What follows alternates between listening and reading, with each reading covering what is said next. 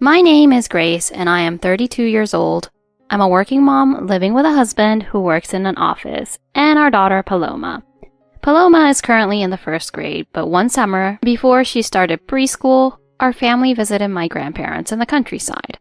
My grandparents has something to say. Grace, we need to talk. We need to get Paloma's opinion too. Opinion about what? About Paloma's preschool. There are so many dangerous incidents in the city. I'm so worried I can hardly sleep at night. You look like you had a nice nap earlier, though. But really, I'm very worried. So how about this preschool for Paloma? There's an entrance exam, but Paloma is smart and I'm sure she'll pass. With that, Grandma handed me a brochure for a very expensive preschool. We don't have the money for this. We'll cover the costs. Just think of it as a ride on the Titanic. Grandpa, the Titanic sank, remember? Oh, right. Well, what do you think of this preschool? My best friend is the principal, and I think it's perfect for Paloma. At our age, depending on our grandparents, financially felt a bit uncomfortable, but Paloma showed a lot of interest in the preschool. So my husband and I decided to respect her wishes and enroll her in the expensive preschool. However, that's where we encountered the worst people. One morning after dropping Paloma off at preschool, when I was about to leave, "Good morning, Grace. Off to work again? It must be tough being a working mom from a poor family." This was Susan, a woman dressed head to toe in designer clothes. Her husband is the CEO of a major company, making her one of the elite moms. Susan always had a group of moms who worked at her husband's company following her behind. "And look at your outfit, so ragged. We really don't need people like you at this preschool. It lowers our standards." Here comes Susan's assistants, Anna and Lisa. Why do I need to wear designer clothes just to drop off my kid? Excuse me, I'm in a hurry. Ignoring people like them is best. They just criticize without causing any real harm. Even though their constant comments were irritating and stressful, I had no time to deal with them. But then something happened that I couldn't ignore. About a year and a half after Pammy started preschool, I went to pick her up and saw her playing in the yard with Susan's child. Anna's and Lisa's children were there too. "Hey, what are you doing?" Susan screamed, and out of nowhere, Anna and Lisa appeared, rushing to their children. "I told you not to come 5 meters near Paloma. If you get too close to her, her poverty might transfer to you." How can you say something like that to children? Are you even adults? "What are you talking about? It's only natural to tell your child not to associate with poor families. Poor people can't possibly provide a proper education for their children. If our kids hang out with them, they might end up going down the wrong path. It's a parent's duty to ensure their children don't get involved in misconduct." Just then, the teacher of Pammy's class came running over and asked what was going on. "Oh, it's nothing. Let's go, Paloma." I said that, greeted the teacher, and left with Paloma. Those people are really troublesome, but I am grateful to my grandparents for recommending this preschool for Paloma. According to Paloma, kids like Sam's, Tommy's, and Sarah's mothers tell them not to be friends with Paloma, but they still play together. Paloma loves this preschool and says she enjoys every day here. I don't want to disappoint my grandparents, and since the kids are getting along peacefully, I didn't want to make a big deal out of it, so I kept quiet about Susan and the others. But every time I saw them at the preschool, I went into battle mode. "Well, here poor little Grace comes. When are you going to leave this preschool? Doesn't the part-time homemaker with a minimum wage husband realize she doesn't belong here? I wonder if she doesn't realize how out of place she is. Low-class people can't even understand that much." "For sure. Their brains are just different from ours." "Excuse me, I'm busy." Don't worry, my battle mode is complete indifference, totally ignoring them and not engaging at their level. But ignoring them just made them angrier, and they said even nastier things. "Are you deaf? At least answer me. Say something." Just then, the teacher, hearing the commotion, came back with a principal. Oh, now the principal is involved. The principal rebuked Susan and the others, but as I expected, that night my grandfather called. I heard about what happened at preschool. I'm so sorry. No, please don't apologize. I'm really grateful. Besides, it's only a little longer until graduation. At that point, Paloma had only about 6 months left until graduation. Those people are annoying, but other than that, it's a great preschool. Paloma enjoys it, and the preschool goes up to college. But those 3 kids are applying to different elite schools, so it's just a bit more to endure. That's what I told him, but... No, this is unacceptable. What? My dear Grace and Paloma have been mistreated. I'll deal with them. They won't know what will hit them. And deal with them? Grandpa? Hello? Hello? And Grandpa hanged up.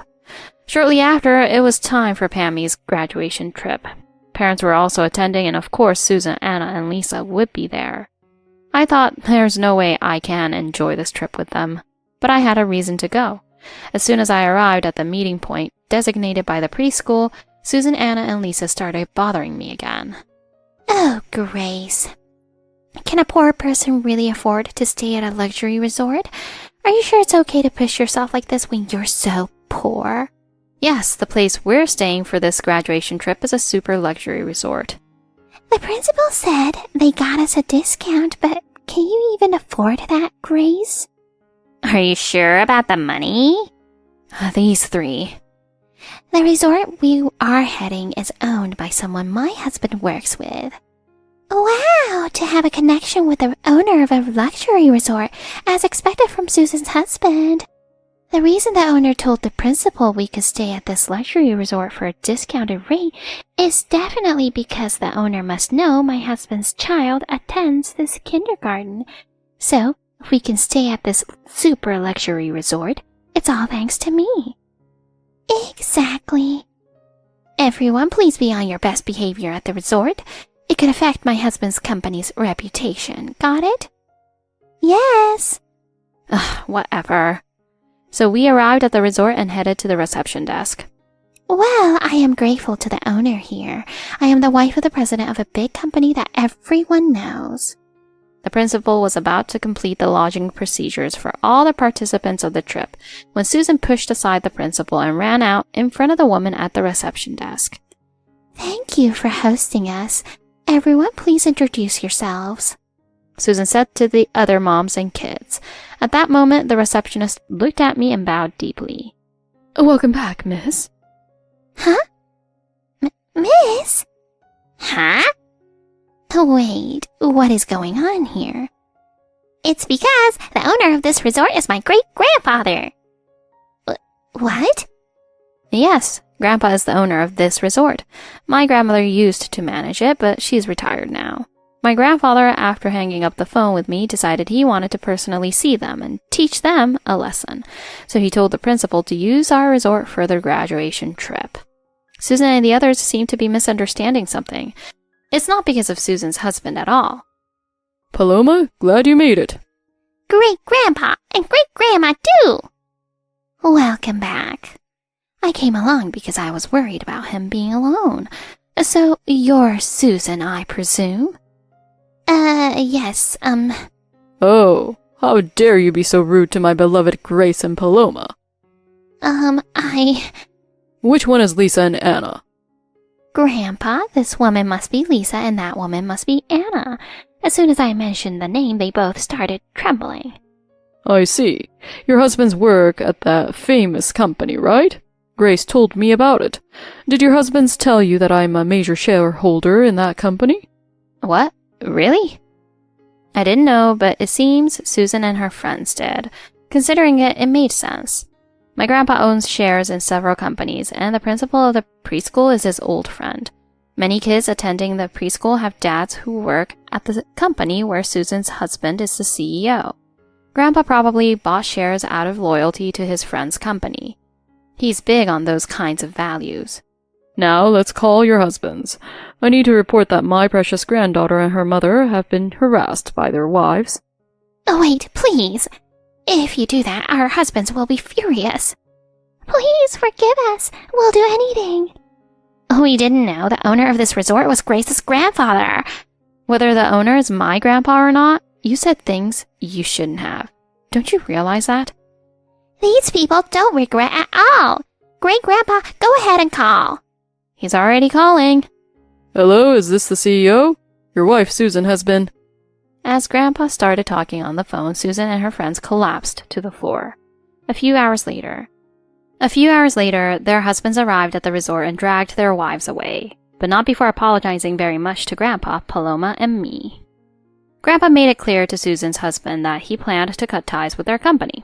Susan's husband is a second-generation CEO. The previous CEO was a great person, but Susan's husband has been quite reckless compared to his predecessor. Grandpa was already planning to sell his shares. As soon as Grandpa sold his shares, the company's performance dropped. Many people in large companies made decisions based on Grandpa's recommendations. The three women had constant issues with their husbands and eventually all got divorced. Their children were taken by their parents. All the husbands became unemployed. Susan's husband's company went bankrupt, leaving him with a huge debt. They were in no position to care for their children. The three women, used to their luxurious lifestyles, quickly fell into debt. Susan was chased by loan sharks, and Anna and Lisa became homeless. It was their own fault. Meanwhile, I enjoyed the peace and quiet without those troublesome people around.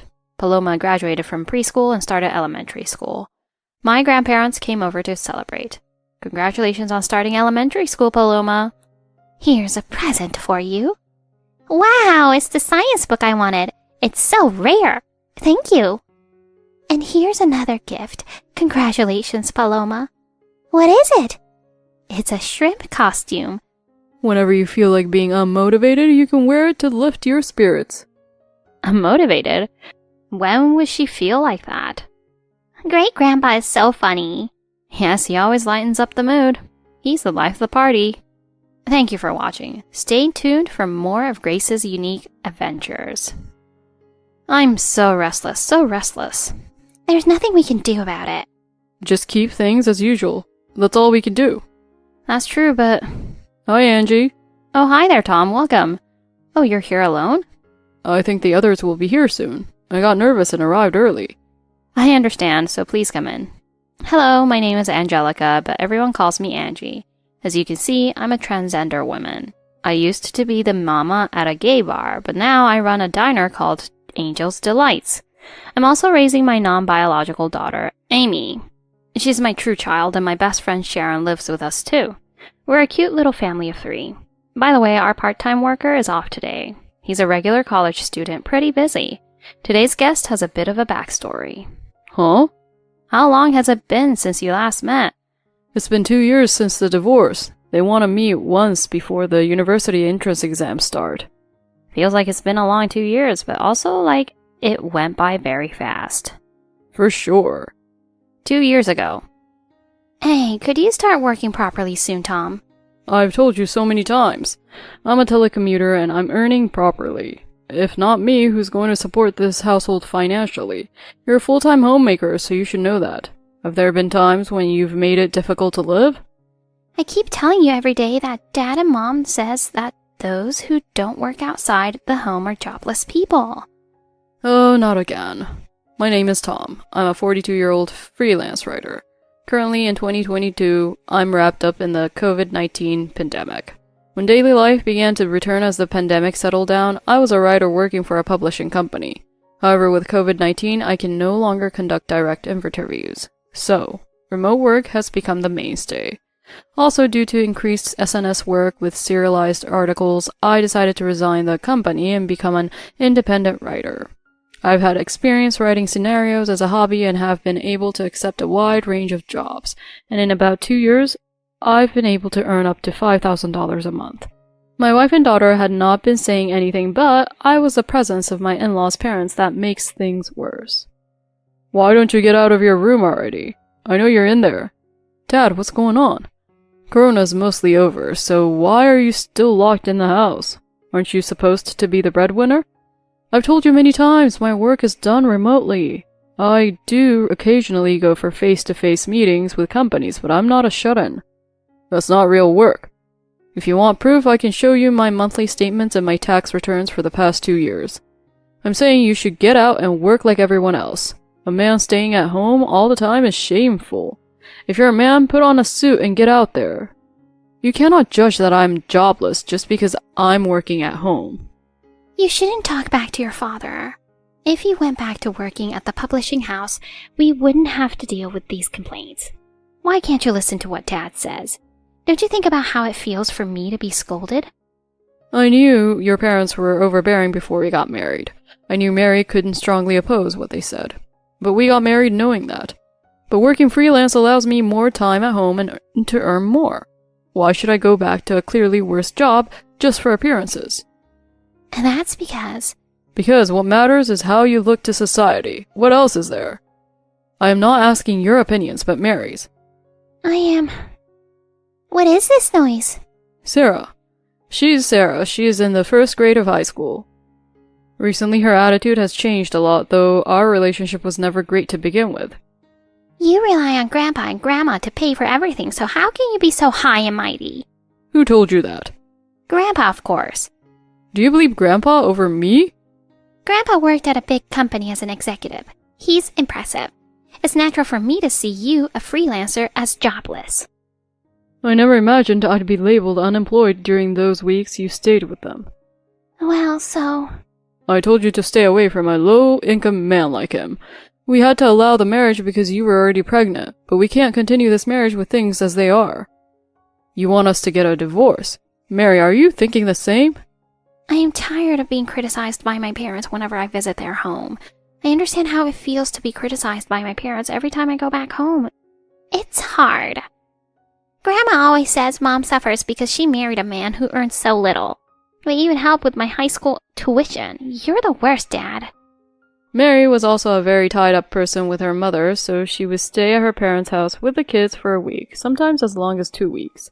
And I'm sure she'd badmouth me a lot, and I wanted to prove her wrong by the way I worked. But today's events made it clear that it would be hard to do that. Fine, I'll agree to the divorce. Do you still want to stay as a jobless? You can say whatever you want, but please wait for a month. We'll have the lawyers handle the details and put it in writing. Tom... Sorry I haven't been able to free you from your parents in the 15 years we've been married. I think we should get a lawyer to negotiate all the details and put it in a deed of construction. Does this mean we get to live at Grandpa's place? Yes, you can come back home. This house is worthless, but it'll serve as consolation. I'm afraid you'll be the one paying compensation. What? If you have any complaints, hire a lawyer. Do you have the money for that? Sarah. What? You shouldn't underestimate adults. It's a learning experience to go through some pain now, but you should always respect your elders. Don't act all high and mighty, you unemployed. As a result of the commotion on this day, the divorce proceedings are moved forward. The 1-month grace period had a reason. We needed time to move out your belongings. I'm sorry, but everything in this house was bought by me. Mary has no ownership rights. What? That's terrible. Are you planning to leave your soon-to-be ex-wife with nothing? I'm sure your wealthy family can provide you with expensive furniture and appliances. Once divorced, I'll be living alone, so I will dispose of everything in this house. Wait a minute. Grandpa and Grandma bought the stuff in my room so I can take it, right? Take a look at this. What is it? These are receipts for the desk and closet bought when you became a middle schooler. Whose name is on the credit card? Tom? That's right, I bought everything. Grandma, what's going on? Well, we did give him money later. I keep a record of all the gifts we received, including who they were from. The only gifts you gave were for childbirth and school entrance celebrations. The entrance gift is in Mary's account, untouched. Would you like to see the bank book? It should match the amount I recorded. How sneaky you are. What's going on? Sarah, you're 15 and capable of thinking for yourself. The unchanging fact is that there is nothing in this house you and your mom can take. If you want to take anything from your room, you'll need Grandpa, Grandma, or Mom to buy it for you. Grandma, you can do that, right? Don't talk back, you jobless. Anyway, I'll sell everything, including the house, and will notify you regarding the division of assets, compensation, and child support. Sarah, take what you need from your room within this month. Mom, is what Grandpa and Grandma say true? What do you mean all of a sudden? Is Dad really a useless person like they say? That he will eventually make us all homeless and that we must get divorced? Is it true? Well, they said all the allowances and gifts I got from Dad were actually from Grandpa. They kept saying he's unemployed, who does nothing and lies to us. I believe them, but is it true, Mom? Well, if your grandparents said so. Even when I got pregnant, they told me to marry him and have the baby because it would look bad otherwise, so I did what they told me to do. Mom, I think I should get divorced and start over, right? Yes, I'm looking for a good guy now, so you can't afford to fail again. I thought he'd stick with my job at a major publishing company for now, but quitting and going freelance seems pointless. You're right, I understand. Yeah, you're right. Hey. Sarah? Hello? What's up? Dad, I need you to listen to me. Sure, what's going on? Every time I go to Grandpa's house, I hear him badmouth you. Even when I get allowance or show things you bought me, he claims Grandpa actually bought them because you don't earn much, and we're only managing because of him. Mom never denies it. Oh, it seems things have gotten worse than I imagined. I'm sorry I didn't notice. I asked Mom today if Dad really is like that, then she suddenly started crying. Really? Yeah, I followed Mom's advice and got married when I got pregnant, thinking it was the right thing to do. She even cried to Grandma, and I thought I'd gotten everything wrong. But now I don't know how to deal with my terrible behavior to you. I couldn't think of what to do now. I didn't have any word to Sarah, who started to cry over the phone. Of course, I can't forgive everything Sarah said, but I do bear responsibility for how things turned out for her. If I had faced this sooner and handled our relationship with your mom and her family differently, maybe at least Sarah wouldn't have these thoughts. Sarah, I think Mom grew up with what they call toxic parents. I suspected as much, but I never imagined it has such an impact. I'm scared to be around not only Grandpa but Mom, but I cannot say to go along with Dad anymore. What can I do? I feel bad for complicating things for adults. And Grandpa isn't the only one who is wrong here. It's the adult's responsibility. So can I make a suggestion? Huh? After 1 month. Sign a divorce application here. Before that, here are the documents the lawyer prepared for us regarding the divorce. The amount of money from the sale, distribution of the current holdings, etc., from which the compensation is deducted. What? Why do we have to pay compensation? The things you and others have said to me over the past month amount to emotional abuse. I've also compiled everything Sarah has helped me gather regarding your statements about me. You've been feeding her a lot of lies. What? Why are you siding with that lazy person, Sarah? You are a liar. What? I've seen Dad's bank statement, tax returns, and all of his records. Dad is making a lot of money. A take-home pay of $5,000 a month is tough to achieve even with side jobs for most employees nowadays. That's just a temporary thing. He's not employed by a company, he just got lucky with his little ventures. You've been saying that Dad earned poorly ever since he worked at the publishing house, but that's not true. He's been making at least an average salary or more, and Mom is a stay-at-home mom. Why did I blindly believe everything Grandpa and Grandma said? I feel so ashamed and embarrassed.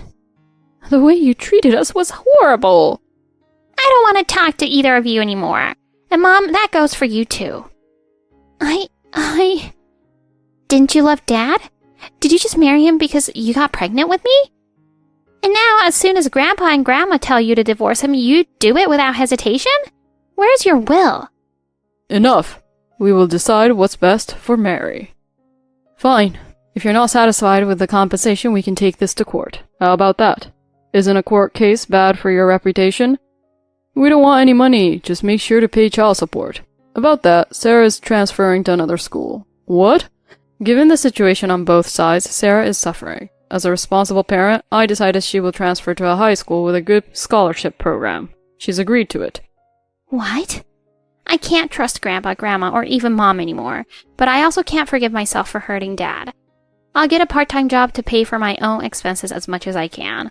Dad will help me with the rest, but after graduating high school, I'll find a job and support myself. Dad, thank you so much for helping me, even after everything I said to you. Seeing their granddaughter bow deeply in gratitude, Mary's parents became silent, realizing they couldn't control her like Mary. They quickly changed their approach. We don't care about a granddaughter who acts like that. As for the divorce, fine, but no court cases. It would interfere with Mary's chances of remarriage. We don't want a cent. Is that all? Understood. Then the divorce is settled. And so the divorce was finalized. Sarah stayed temporarily at a relative's house until she could transfer schools. However, a few days after the divorce, what are you doing here at this hour? Give Mary back. What? Mary left a note and disappeared. It says, "Don't look for me. I need to find myself." Maybe it's because of what Sarah said. We're already divorced and I know nothing about it. Don't contact me again. Even after that, the phone calls didn't stop, so I cancelled my phone contract, changed the phone number and house, and started fresh. A few months later, Sarah passed her transfer exam and continued to send assistance for her tuition and some living expenses. After 2 years. 2 years after the divorce, I received a letter from an anonymous sender. It turned out to be from Mary. Dear Tom, it's been a while. This is Mary. My parents might have already contacted you, but I left my home. Sarah's words to me and our parents and I have been haunting me. I forcefully left because I knew I would regret it otherwise. I'm currently living and working at a kind shop run by a couple. I saw you by chance during a delivery and found out where you live, so I decided to write this letter. If we could talk one last time, I would be grateful. Please contact me if you can. Ugh. Have you told Sarah about this? I hold custody after the divorce, so I told her as a responsible parent. She's surprised, saying that she can't believe Mom ran away from home and is now working at a shop. Does she agree with meeting her?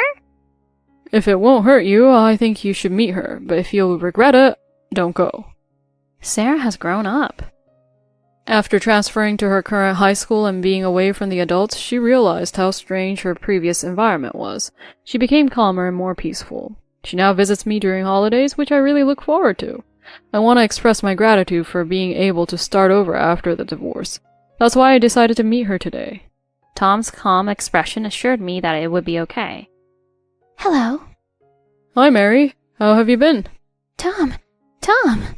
As soon as Mary saw Tom's face, she burst into tears. Tom gently supported his ex-wife. You're still as emotional as ever. Have you been well? I'm really sorry. First, let's eat. The food here is really delicious. They ordered a set meal, and while eating, they started talking about the past 2 years. Mary is currently being supported by the couple at the shop and undergoing counseling treatment. The shop owner grew up in a similar situation and has been a great support to her. When Mary walked into the shop with only her wallet, the owner felt she was not a stranger and reached out to help her. I'm glad she met good people. So, Sarah's doing well? I couldn't do anything for her. Yes, she's doing great. She's much more mature than us, so you don't need to worry about her. Will I ever get to see her again? Sarah is in her final year now. We're planning a graduation and job celebration party. If you agree, how about you join us? Is that really okay? Of course, but it's up to Sarah. We need to make amends to her. So Mary, the next person you need to gather the courage to talk to isn't me, it's Sarah. I'll try. I may never be a perfect parent, but I want to be an adult who can make things right. Let's fulfill our responsibilities as parents together.